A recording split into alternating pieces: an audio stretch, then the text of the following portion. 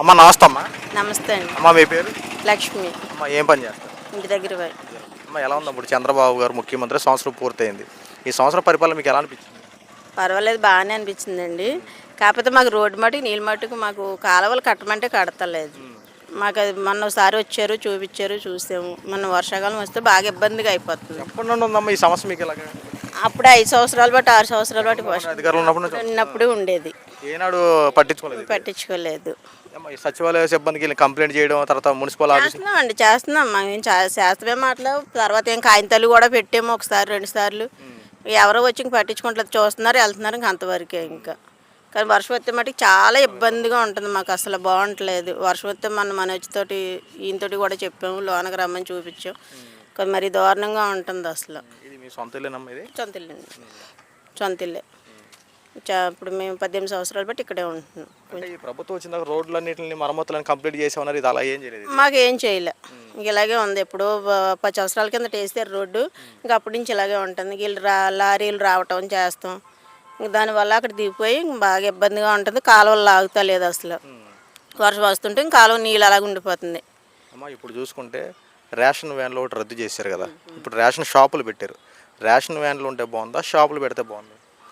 అయ్యా అనుకుంటే దేనికి అదే ఉంటుందిలేండి, దానికి అదే ఉంటుంది, దీనికి ఇదే ఉంటుంది. ఇప్పుడు రేషన్ షాప్ అంటే మనం వాళ్ళు వచ్చేటప్పుడు మనం ఉండలేదు, బియ్యం వదిలేసుకుంటున్నాం, మరి అలాగే మనకి ఇబ్బందే కదా. ఇప్పుడు ఇలాగంటే రేషన్కి వెళ్ళి తెచ్చుకుంటాం, ఏదో టైంలో మనకి అనుకూలం కుదురుతుంది. 15 రోజుల వరకు ఉంది టైం.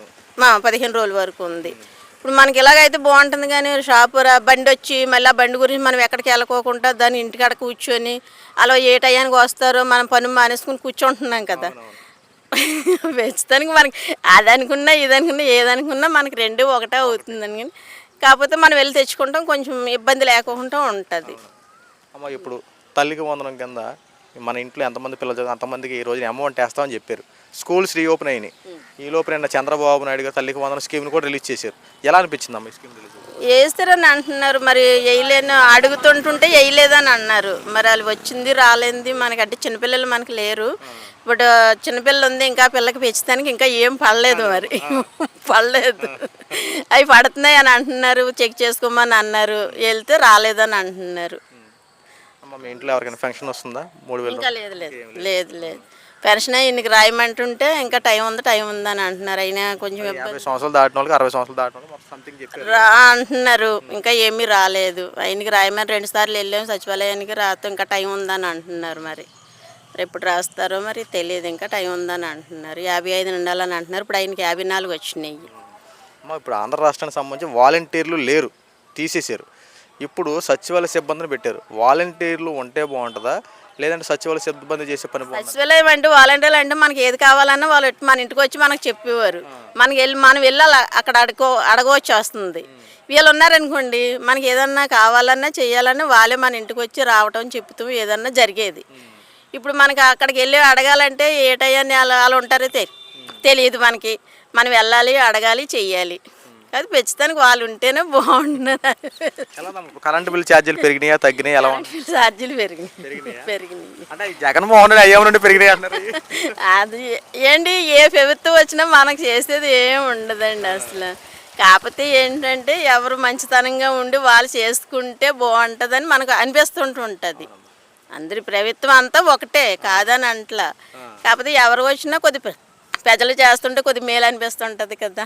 కొద్ది మాలాంటి పేదోళ్ళు మనం చూడండి, ఇల్లు ఎలాగుంది, వర్షాకాలం వస్తే చాలా ఇబ్బందిగా ఉంటుంది అసలు. అలాంటి మాలాంటి వాళ్ళకి ఉంటే కొంచెం ఎక్కువ శాతం రోడ్డు సమస్య మాత్రం ఉంది. రోజు సమస్య బాగా ఎక్కువగా ఉందండి. ఇక రేపు వర్షాకాలం వస్తే అసలు ఎలాగ ఉండాలో మాకు అర్థమవుతుంది. అందరూ తిట్టుకుంటుమే, రోడ్డు అంటే వెళ్ళి వాళ్ళు అందరూ తిట్టుకుంటున్నారు. ప్రభుత్వ దృష్టి తీసుకెళ్తామమ్మా. తీసుకెళ్ళకపోతే అసలు రోడ్డు బాగుంటలేదు. రేపు వర్షాకాలం వస్తే అసలు ఎలా ఉంటుందో తెలుస్తలేదు, అస్సలు బాగుంటలేదు అసలు. వైఎస్ జగన్మోహన్ రెడ్డి 5 సంవత్సరాలు అధికారంలో ఉన్నప్పుడు ప్రజల్ని పట్టించుకున్న విధానం అంటూ లేనే లేదు. ఎంతసేపు పథకాలు ఇచ్చేసాం, ఇదే ప్రజలు మళ్ళీ మనకి 2024లో ఓట్లు వేసేస్తారు, ఈసారి మళ్ళీ మనదే విజయం అని అనుకున్నటువంటి జగన్మోహన్ రెడ్డి పరిస్థితి ఏమైంది?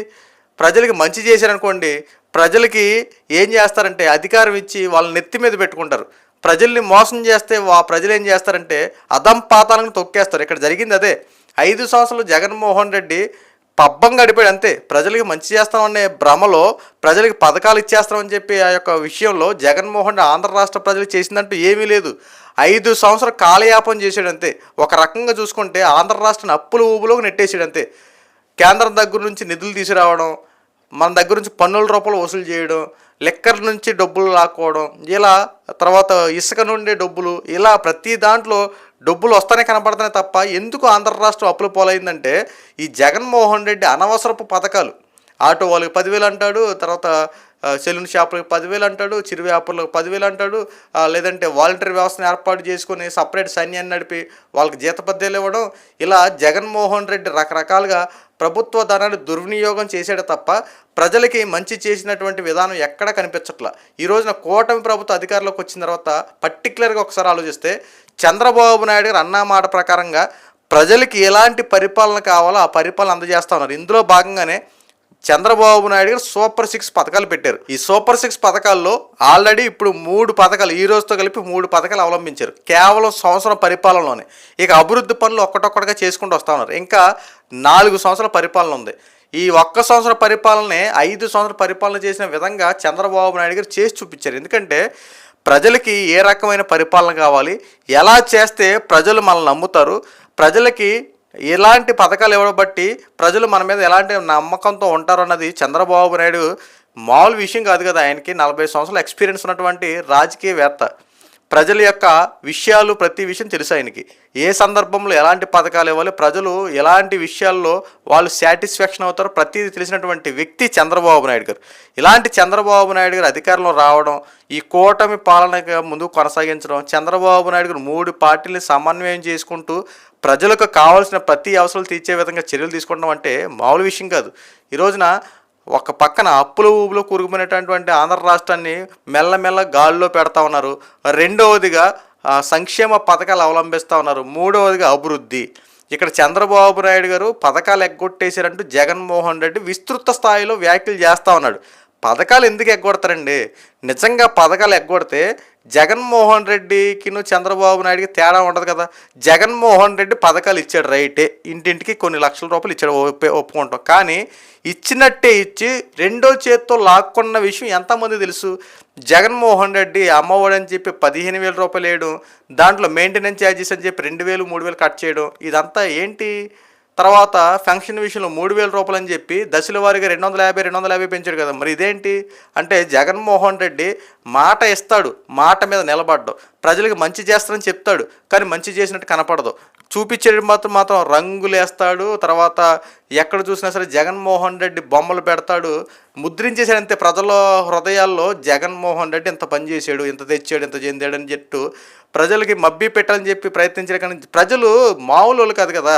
ప్రజలకి ఎక్కడ ఎలా ఎవరిని ఎన్నుకోవాలో, ఎలాంటి వారిని పక్కన కూర్చోబెట్టాలో బాగా తెలిసినటువంటి ప్రజలు, నువ్వే జగనన్న రేపు ఎన్నికలు నువ్వే గెలుస్తావు అని చెప్పినటువంటి ఇదే ప్రజలు. ఎందుకంటే ఊరుకోడు కదా, వాళ్ళకి సంబంధించిన నాయకులు కార్యకర్తలు ఎట్టి పరిస్థితులు ఉపేక్షించరు. అమ్మో వాళ్ళు రోడేజానికి దౌర్జన్యానికి అంత అదుపు ఉండేది కాదు కదా.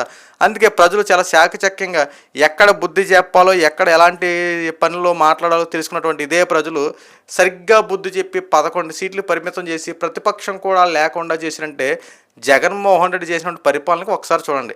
ఈ రోజున చంద్రబాబు నాయుడు గారు, పవన్ కళ్యాణ్ గారు, నారా లోకేష్ గారు, కేంద్రంలో నరేంద్ర మోడీ గారు ఒక సిస్టమేటిక్గా ఆంధ్ర రాష్ట్రానికి కావాల్సినటువంటి ప్రతి అవసరాలు తీర్చే విధంగా చర్యలు తీసుకుంటున్నారు.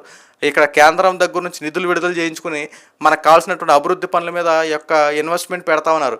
ఆంధ్ర రాష్ట్రాన్ని అప్పుల ఊబు నుంచి గట్టెక్కిస్తూ ఉన్నారు. ఒక్కొక్కటి పనులు చేసుకుంటూ వస్తూ ఉన్నారు, పథకాలు అవలంబిస్తున్నారు. ఇది చంద్రబాబు నాయుడు గారికి, పవన్ కళ్యాణ్కి ఉన్నటువంటి ఇది చంద్రబాబు నాయుడు గారికిను జగన్మోహన్ రెడ్డికి ఉన్నటువంటి తేడా. ఇప్పటికైనా సరే ఆంధ్ర రాష్ట్ర ప్రజలు వాస్తవాలు తెలుసుకుంటే బురద జల్లి రాజకీయాలు, శవ రాజకీయాలు చేసేవాళ్ళు కాస్త దూరంగా ఉండండి.